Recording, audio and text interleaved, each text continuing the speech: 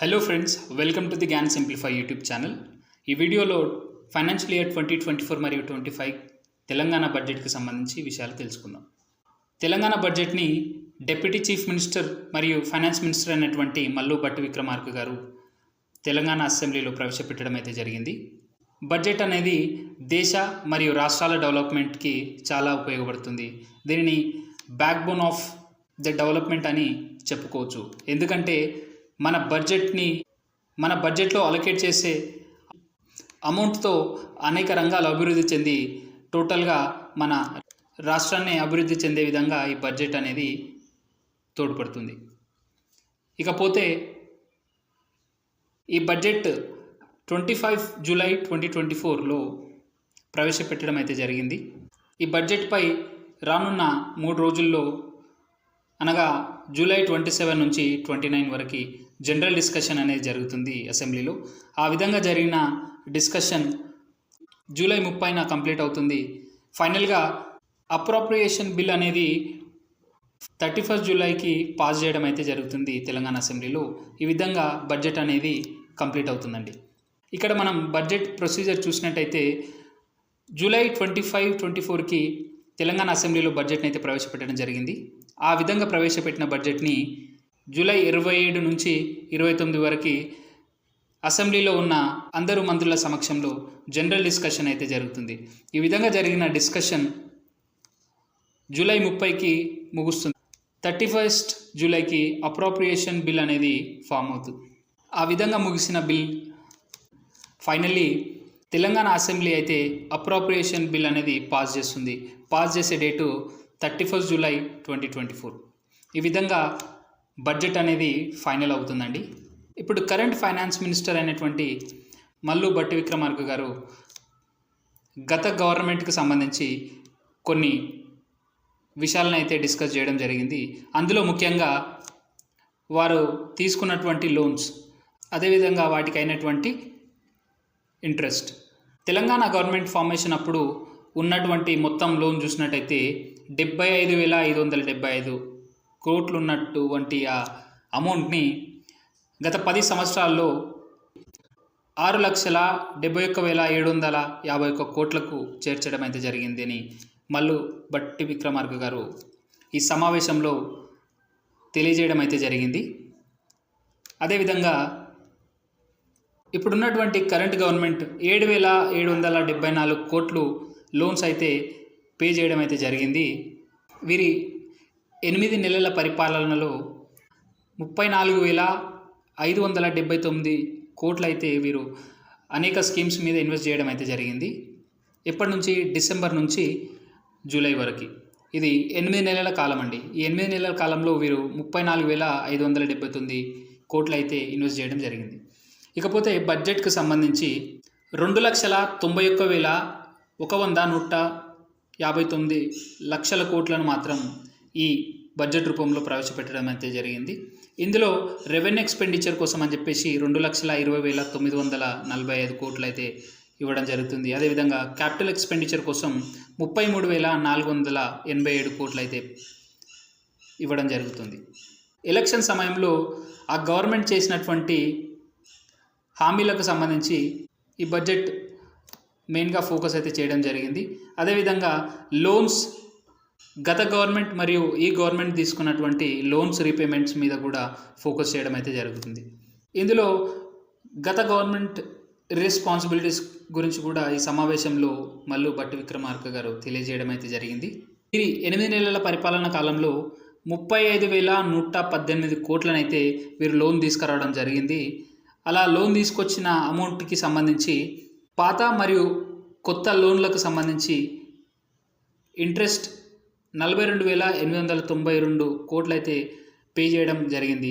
ఈ బడ్జెట్ని chief minister అయినటువంటి అనుముల రేవంత్ రెడ్డి గారు అప్రూవ్ చేయడం అయితే జరిగింది. బడ్జెట్ని దీనిని 23 జూలై 2024 మధ్యాహ్నం ప్రవేశపెట్టడం అయితే జరిగింది తెలంగాణ అసెంబ్లీలో.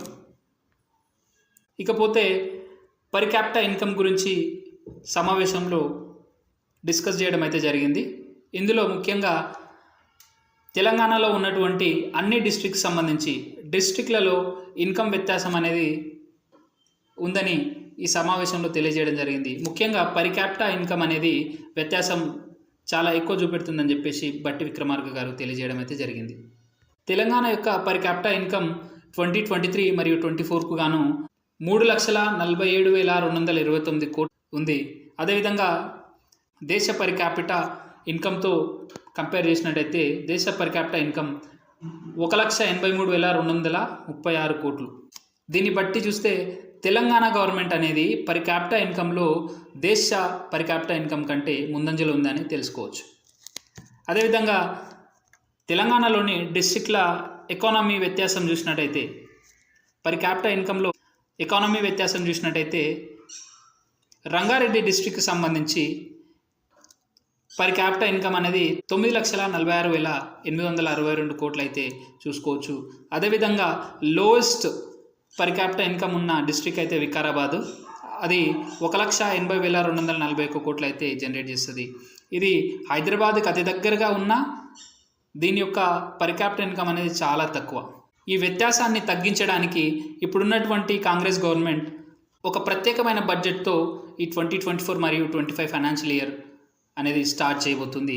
ఇందులో ముఖ్యంగా అనేక రంగాలలో ఈ గవర్నమెంట్ ఇన్కమ్ అనేది అందించి రాష్ట్ర అభివృద్ధికి తోడ్పడేలా బడ్జెట్ని అయితే తయారు చేయడం జరిగింది. ఇకపోతే బడ్జెట్కి సంబంధించి అలొకేషన్ ఏ సెక్టర్కి ఎంత అమౌంట్ అలొకేట్ చేసింది అనేది మనం ఇప్పుడు తెలుసుకుందాం. 72,659 కోట్లు అగ్రికల్చర్కి సంబంధించి, 737 కోట్లు హార్టికల్చర్కి సంబంధించి, 22,301 కోట్లు ఇరిగేషన్కి సంబంధించి, 21,292 కోట్లు ఎడ్యుకేషన్ డిపార్ట్మెంట్కి సంబంధించి, 26,000 కోట్లు వాటర్కి, అదేవిధంగా 40,000 కోట్లు ఏదైతే ఇప్పుడున్న గవర్నమెంట్ ఎలక్షన్ సమయంలో ఇచ్చినటువంటి హామీలను పూర్తి చేసుకోవడానికి ఈ 40,000 కోట్లు అనేది ఖర్చు చేయబోతుంది. 2,762 కోట్లు ఇండస్ట్రీస్ డెవలప్మెంట్ చేయడానికి, అదేవిధంగా 2,418 కోట్లు గృహజ్యోతి స్కీమ్స్కి సంబంధించి, 5,719 కోట్లు రోడ్స్ అదేవిధంగా బిల్డింగ్స్ కన్స్ట్రక్ట్ చేయడానికి కన్స్ట్రక్షన్ వర్క్కి సంబంధించి ఈ అమౌంట్ అనేది కేటాయించడం జరిగింది. 9,564 కోట్లు హోమ్ మినిస్ట్రీకి సంబంధించి, అదేవిధంగా 3,836 కోట్లు ఫర్ ప్రజా పంపిణీ, 1,064 కోట్లు ఫర్ ఫారెస్ట్, అదేవిధంగా 16,410 కోట్లు ఎలక్ట్రిసిటీకి సంబంధించి అలొకేట్ చేయడం జరిగింది. 1,980 కోట్లు ఫర్ యానిమల్స్, 774 కోట్లు for infrastructure development, information technology, 33,124 కోట్లు అనేది ఎస్సీ వెల్ఫేర్ స్కీమ్స్కి సంబంధించి ఖర్చు చేయబోతున్నారు. 17,056 కోట్లు ఎస్టీ వెల్ఫేర్ స్కీమ్కి సంబంధించి అలొకేట్ చేయడం అనేది జరిగింది.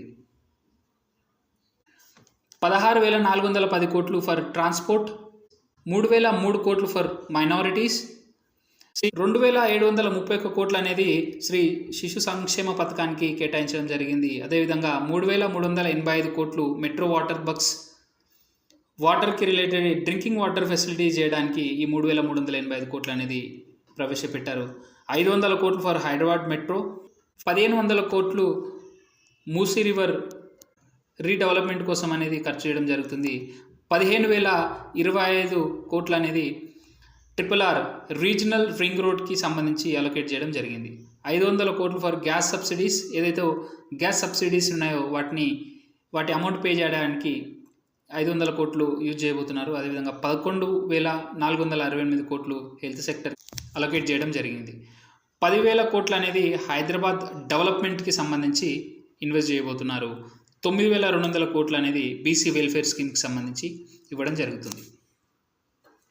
31 జూలైకి మన ఫైనల్ బడ్జెట్ వీడియో అనేది రాబోతుంది. దానికి సంబంధించి కంప్లీట్ బడ్జెట్ అనాలిసిస్ వీడియో అనేది మీ ముందుకు తీసుకురాబోతాను. అప్పటి వరకు మీకు ఈ వీడియో ఇన్ఫర్మేటివ్గా అనిపిస్తే please do subscribe, like the button and share with your friends. Thank you.